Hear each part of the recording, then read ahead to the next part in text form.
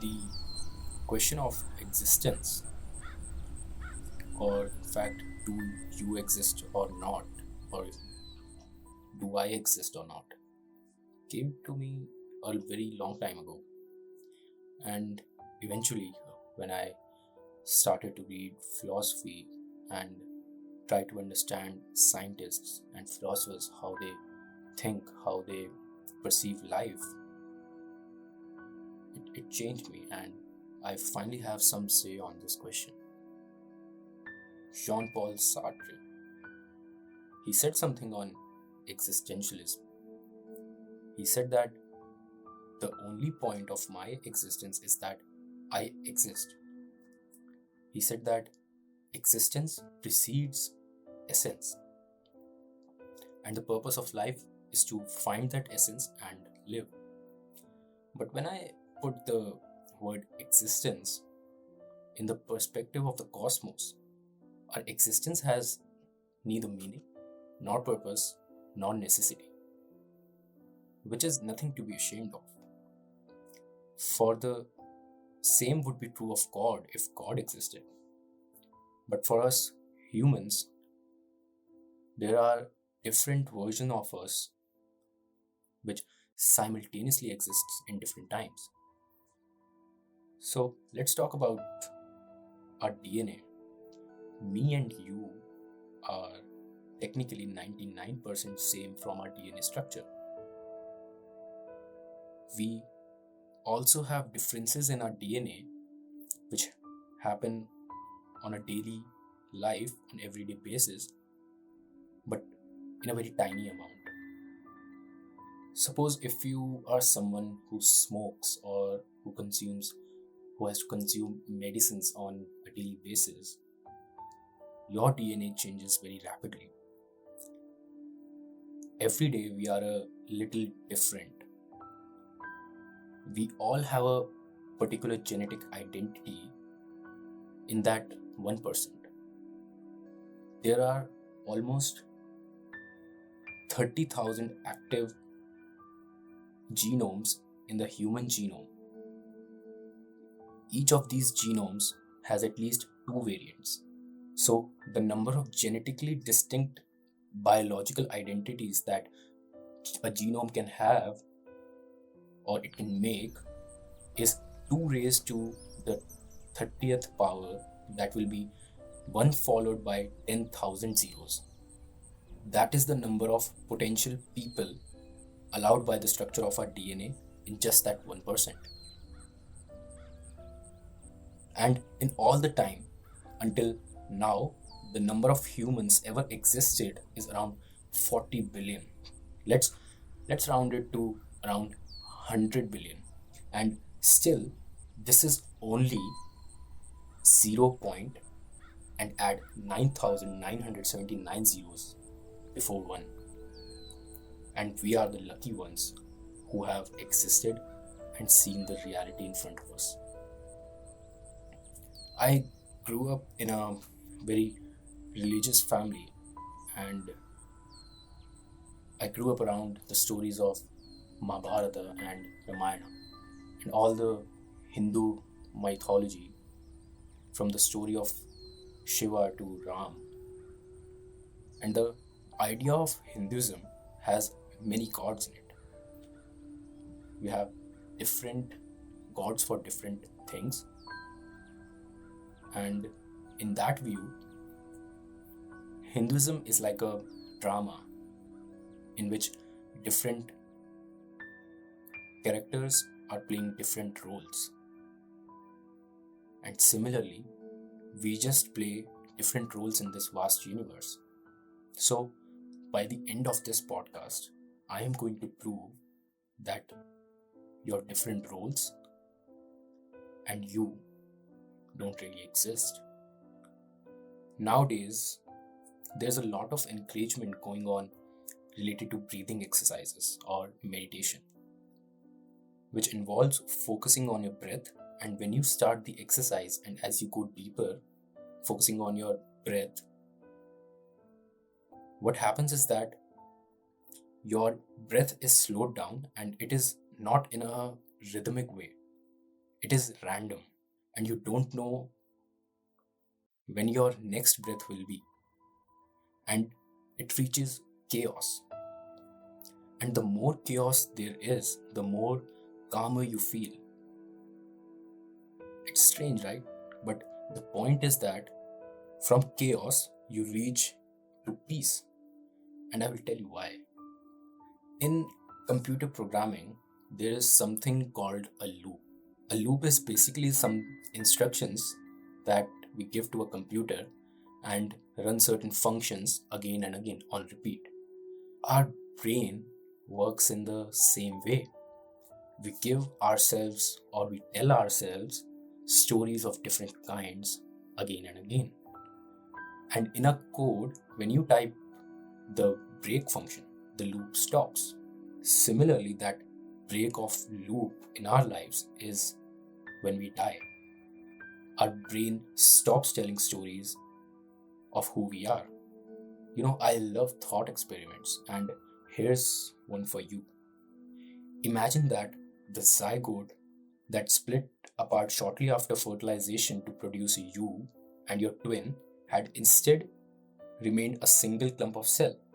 Would that unique baby born to your parents 9 months later have been you, your twin, or neither of you? Think about it. René Descartes, a famous French philosopher, believed that I am thinking, therefore I exist. This is a famous line in philosophy, that I think, therefore I am. I think, therefore I am. And from the claim that his existence was self-evident, from the mere fact that he was thinking, Descartes moved directly to the stronger that he was, in essence, a thinking being. That is a pure subject of consciousness. The I in I am thinking is distinct from the physical body, something which is immaterial. Suppose you turn your attention inward in search of this I.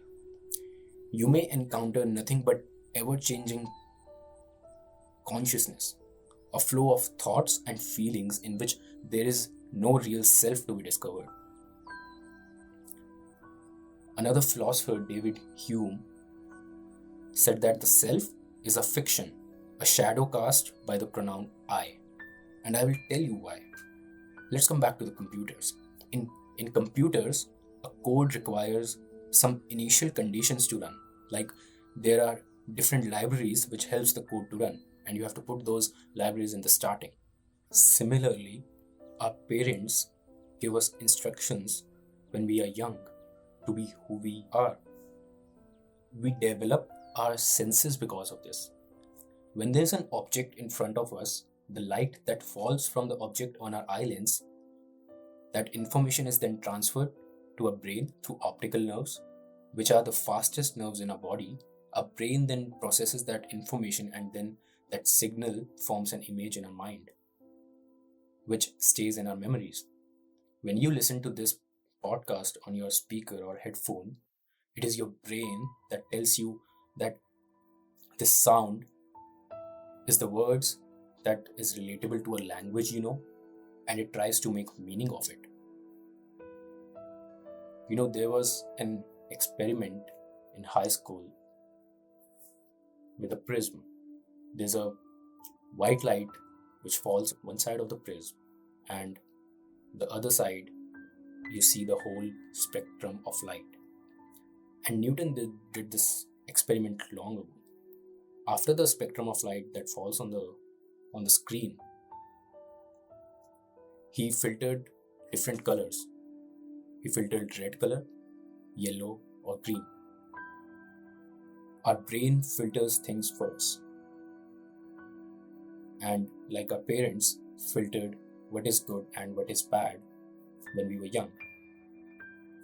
Then our high school came, which filtered more things for us. Our brain is a sense-making machine which makes sense of every past thing that you did and what you are going to do in the future.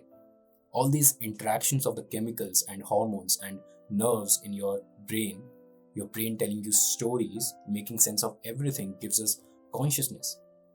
Anything that processes information is consciousness.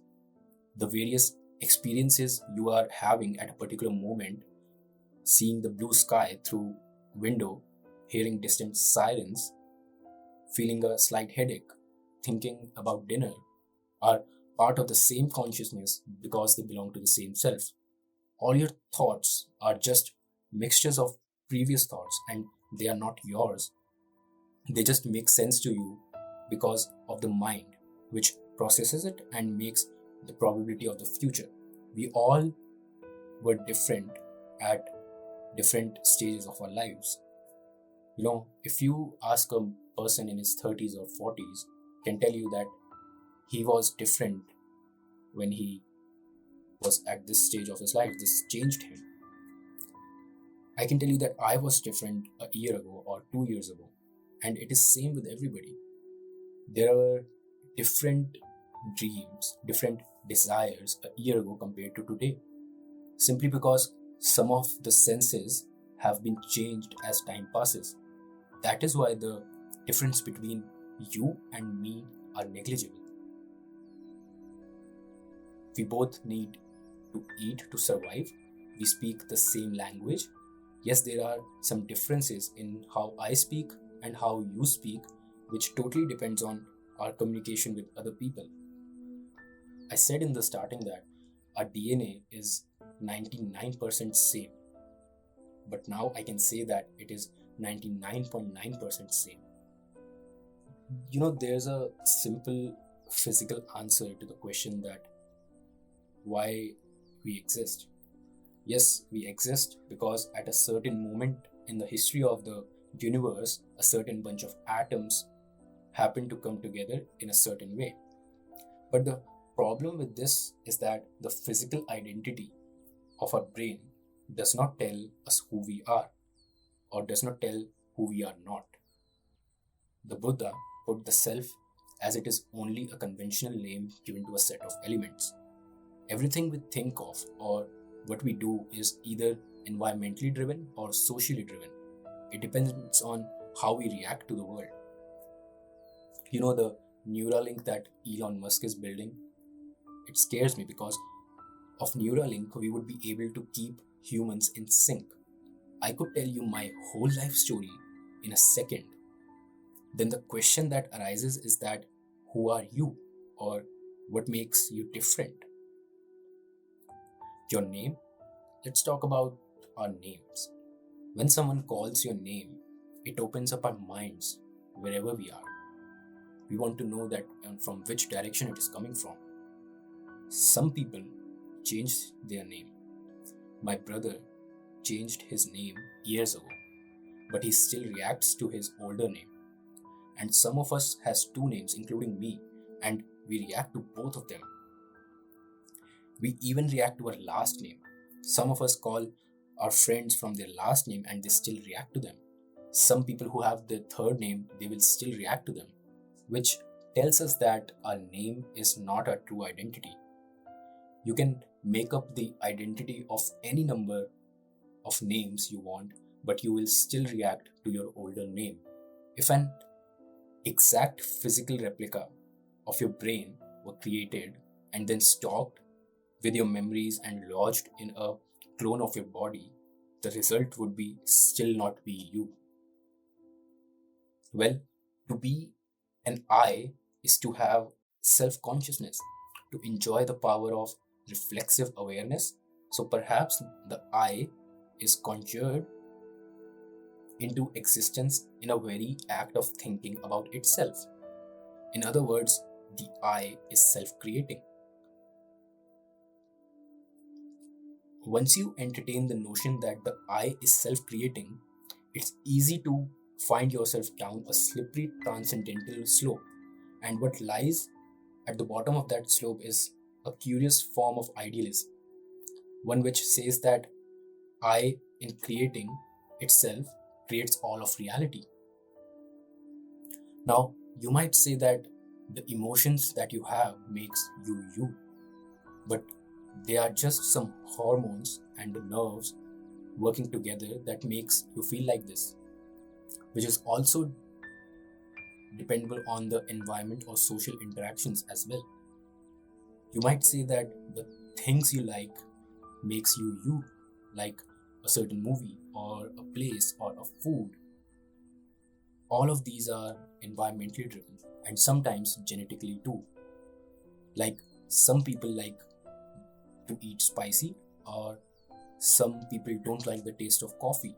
All these certain things are genetically driven, and most of the food we eat is also because of advertising. Our human body breaks down fast. There are people who have seen the worst, like diseases, suffering, and whatnot. But in reality, our body is all doing just because of the chemicals that we have, and the mechanism of our body depends on it. And any different chemical you put inside your body gives you a different sense of reality, like psychedelics or cannabis. When I started doing physics and reading about philosophy, I realized that the world is just made of atoms. Technically, we are just some biological driven creatures. And during this pandemic, I realized that how brutal nature can be, and realized that life is very short. In this 90 billion light years across, that is, light, which is the fastest traveling entity, takes 90 billion years to from one end to another, and we merely live around 70 years. We see the world through other people's lenses that they give to us, and we filter it out. We have different versions because we say that this incident at a particular point in my life changed me. We all say that. It is like an album, each song has a different meaning, and all this is driven by society and our minds. When you get a thought in your mind, you instantly realize that you are not the one who had that thought. It is a mask which is created by our mind, which links to it because of the society and thoughts. But we all have different perspectives, and when you see the world with no mask, then you are one with the universe. The feeling that the somethingness of reality depends on my existence is a very solipsistic illusion. It is a grip that is difficult to loosen up. But you can loosen it up. Perhaps by holding steadily before the thought that the world got on quite happily for many eons prior to that unlikely moment when you were awakened to life out of the night of unconsciousness, and that it will get on quite happily after the inevitable moment to come down when you return to that night again.